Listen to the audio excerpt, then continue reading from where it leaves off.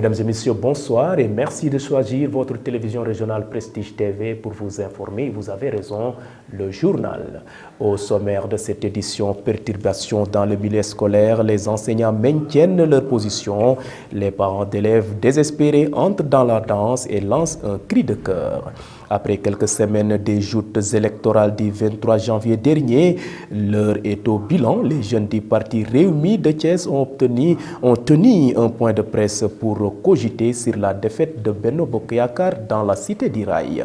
Et puis Thiès a abrité un atelier de sensibilisation des leaders communautaires sur la prise en charge des consommateurs de drogue. L'initiative est de l'ANCS.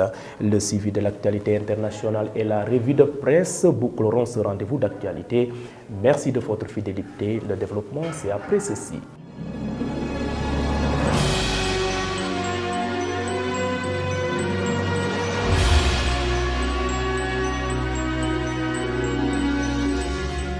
Mesdames et messieurs, bonsoir. Démarrons l'actualité par la situation épidémiologique au Sénégal. Le ministère de la Santé et de l'Action sociale a reçu les examens virologiques ci-après. Sur 1016 tests réalisés, 14 sont revenus positifs. Le point avec le docteur El Hadj Mamadou Ndiaye, il est le directeur de la prévention du ministère de la Santé et de l'Action sociale. Le ministère de la Santé et de l'Action sociale a reçu les résultats des examens virologiques ci-après. Sur 1016 tests réalisés, 14 ont été déclarés positifs, soit un taux de positivité de 1,37%.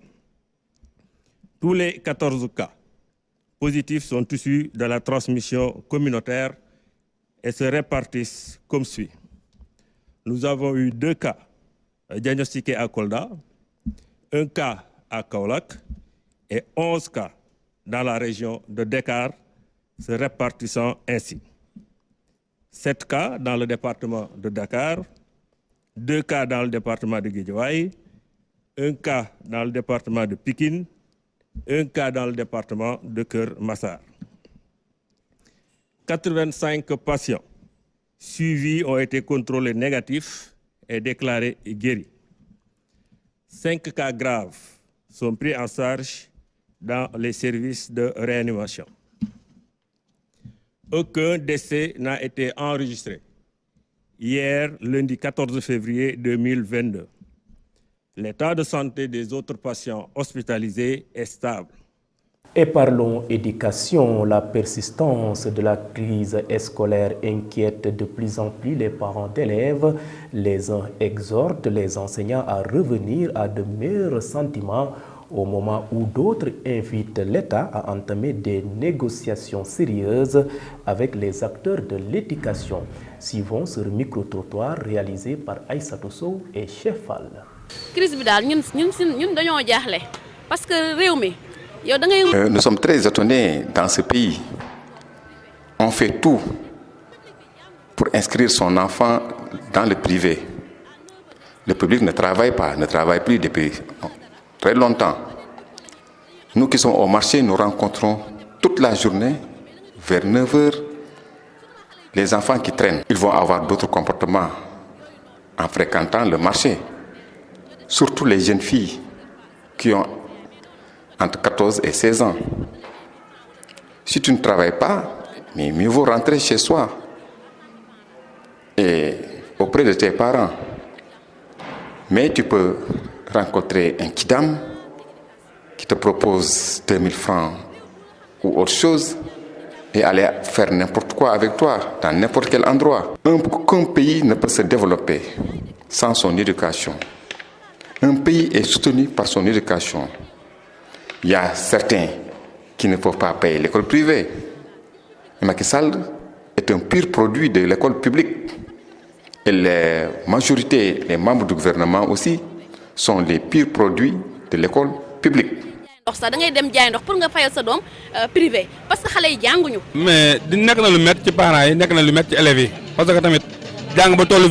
C'est difficile donc pour les parents et les élèves. Les professeurs n'enseignent pas et les élèves ne vont plus à l'école. Et ça, c'est aux grandes dames du pays. Un pays est soutenu par son éducation. Il faut s'entaider. les professeurs doivent aller enseigner, parce qu'on leur a enseigné jusqu'à ce qu'ils soient des professeurs. Donc ils doivent transmettre ce savoir aux enfants. C'est le pays qui est en crise. Donc il faut s'entretenir.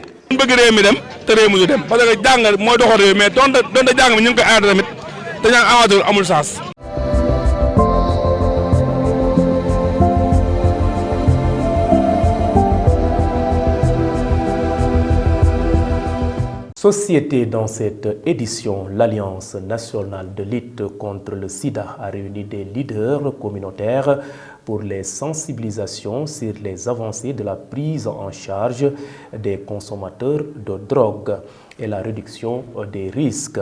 À ce propos, écoutons Massougui Thiandoum.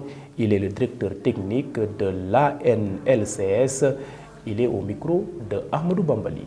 Nous avons réuni aujourd'hui des experts, des leaders communautaires pour voir quels sont les goulots d'étranglement par rapport à l'accès et à l'offre de services auprès de ces populations-là. Mais qu'est-ce qu'il faudrait faire au niveau social, au niveau des familles, pour améliorer leur vécu, mais aussi développer des stratégies et des interventions. Aujourd'hui, beaucoup de drogues de synthèse qui existent. C'est extrêmement important aujourd'hui pour que les parents regardent ce qui est en train de se passer dans notre environnement, mais c'est extrêmement important aussi pour les gouvernements, les autorités, de pouvoir faire un contrôle de tout ce qui se passe autour de la question de la drogue. Maintenant, la science nous dit que ce sont des malades. Ils ont beaucoup plus besoin de traitement, de soutien que d'aller en prison. Et il y a des avancées importantes qu'on a eues, des consensus pour améliorer notre cadre juridique, pour faire en sorte que les personnes qui sont addicts à la consommation de drogue, quand ils sont devant la juridiction, puissent choisir d'aller au traitement au lieu de les amener en prison.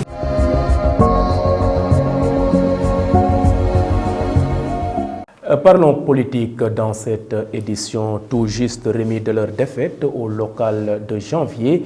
Les réumistes de Thiès ont tenu un point de presse pour évaluer le scrutin. Cheikh Gueye, le porte-parole du jour, s'exprime au micro de Ahmadou Bambali et Moussa Mbaye. Le but de ce point de presse est de dresser un bilan des élections locales du 23 janvier, mais aussi dégager les perspectives qui s'imposent. Les résultats sortis des urnes à l'issue des élections locales donnant vainqueur la coalition Yewwi Askan Wi au détriment du Benno Bokk Yakaar et surtout du parti Rewmi sont la cause de plusieurs facteurs cumulés. D'abord, si le parti semble perdre pied aujourd'hui à Thiès, c'est dû en grande partie à une campagne de diabolisation dirigée par la coalition Benno Bokk Yakaar. Elle a été victime d'une fausse accusation selon laquelle elle soutiendrait l'homosexualité au Sénégal. Beaucoup de Thiessois ont été manipulés, induits en erreur lors de la campagne électorale. Et cela a beaucoup influencé le vote des Thiessois. Dès lors, il convient de rétablir toute la vérité sur la position de l'État par rapport à cette question. Aucun vide juridique ne saurait justifier une telle loi. Notre pays est doté d'un arsenal juridique qui fait face à ce genre de pratiques. Donc, nous ne comprenons pas le sens d'une telle initiative. Le président de la République du Sénégal l'a rappelé plusieurs fois, à des endroits différents et devant des personnalités différentes. Ensuite, si la jeunesse de Rewmi n'a ménagé aucun effort avant, pendant et après la campagne électorale pour faire passer la liste de Benno Bokk Yakaar à Thiès, au niveau départemental, ville et commune, mais les Thiessois en ont décidé autrement et nous acceptons cette défaite en toute lucidité requise. En effet, les guerres d'ego et de positionnement, la mauvaise foi et l'immaturité politique de certains leaders de la coalition ont plombé tous les efforts consentis par la jeunesse, sans compter les listes parallèles de la mouvance présidentielle. Et sur ce point, nous invitons le président Macky Sall à sanctionner politiquement les dissidents qui avaient croisé les bras lors de la campagne électorale et les détenteurs de listes parallèles qui ont contribué à la perte de la coalition Benno Bokk Yakaar. Politique toujours, le Collège des femmes de l'Alliance pour la République s'est aussi prononcé sur les échéances électorales du mois de janvier 2022. Le Collège tend la main à toutes les femmes de la mouvance présidentielle. Selon Mariam Diop Silla, c'est l'heure de la massification et de la remobilisation des troupes pour les prochaines joutes électorales. Elle est au micro de Ramatoulaye Cissé et Fatou Karagueye. Cette réunion a été convoquée la semaine dernière, mais avec la finale, donc on était obligé, en tant que patriote, de la renvoyer pour aujourd'hui. Et heureusement, parce que hier seulement, on a eu 2 élus, en l'occurrence de Mme Ndeye Daba Mboup et de Mme Mati Ndiaye. Et aussi la plus jeune maire, Collège Diop. Nous vous félicitons. Merci. Nous vous félicitons parce que je dis que le collège est uni. Le collège n'est pas 2 femmes, le collège n'est pas 3 femmes, mais le collège est uni. Le collège est un bloc de femmes soudées qui travaillent dans la paix, qui travaillent dans le sérieux et qui travaillent vraiment dans la clairvoyance. Donc vraiment, c'était ça le but de notre journée de réflexion aujourd'hui. Et il y a un rapport qu'on va dresser, qu'on adressera à nos autres.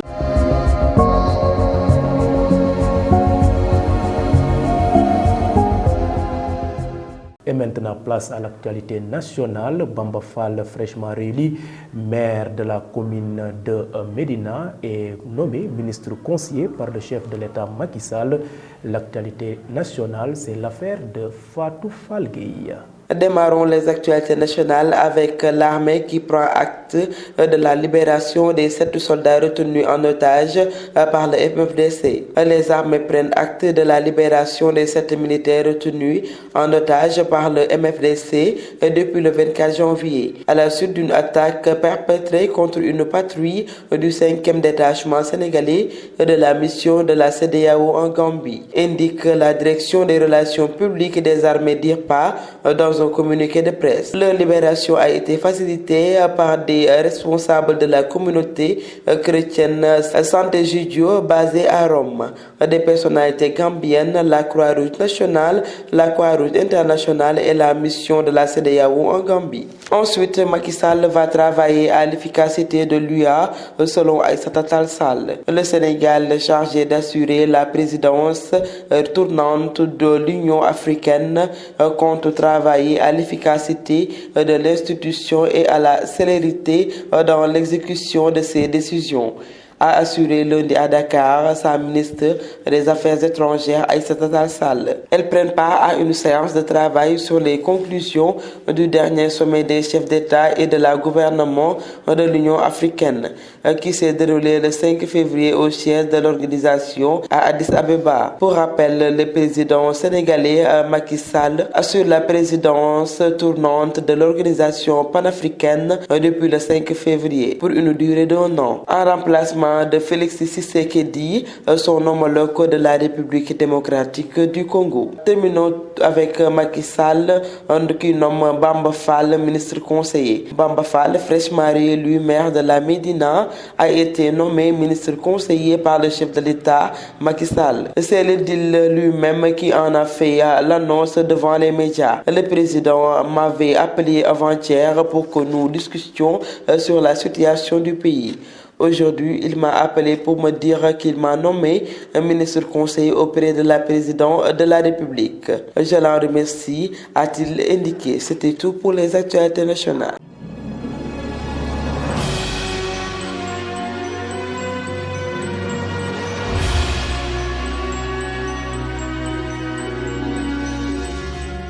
Et sur l'international, le Libéria a commémoré ses 200 ans d'existence. La cérémonie a eu lieu au stade de Samuel Dodo Morovia, nous dit Ramatoulaye Cissé.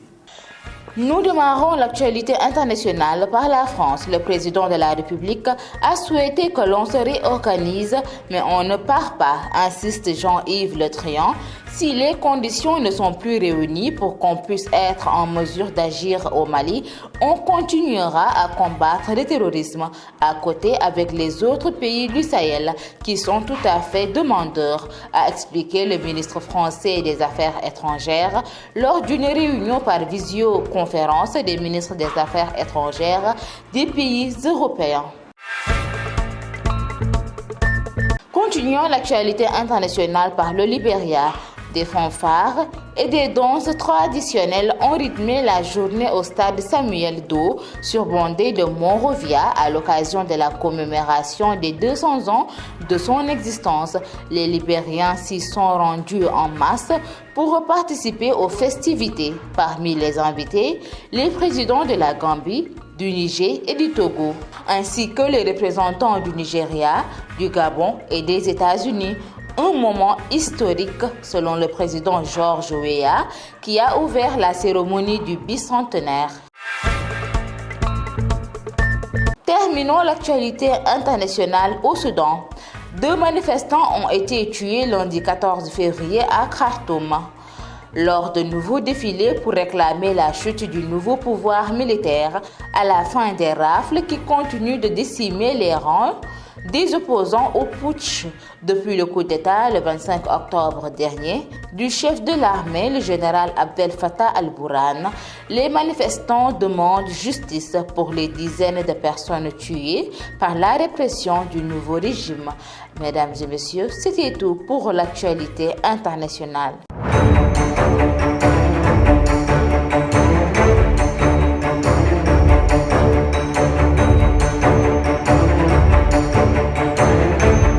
Et terminons ce rendez-vous d'actualité par une note sportive, barrage mondial 2022.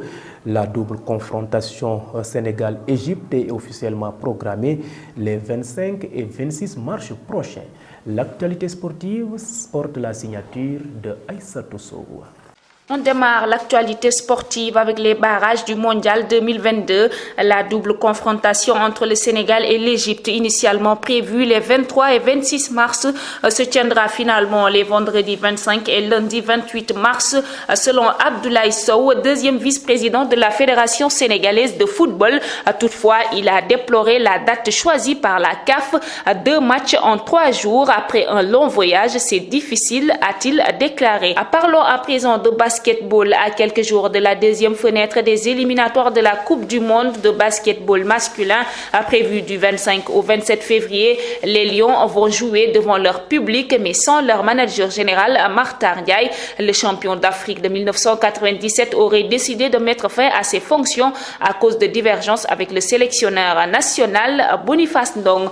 Terminons avec la reprise de la Ligue des champions avec les 8e de finale aller. Le match Paris Saint-Germain Real de Madrid prévu ce soir va se débuter sans Gana Gueye et Abdoulaye Diallo. En conférence de presse ce lundi après-midi à la veille des 8e de finale de la Ligue des champions, l'entraîneur du Paris Saint-Germain Mauricio Pochettino a annoncé qu'Abdou Diallo et Idrissa Gana Gueye ne débuteront pas la rencontre face au Real.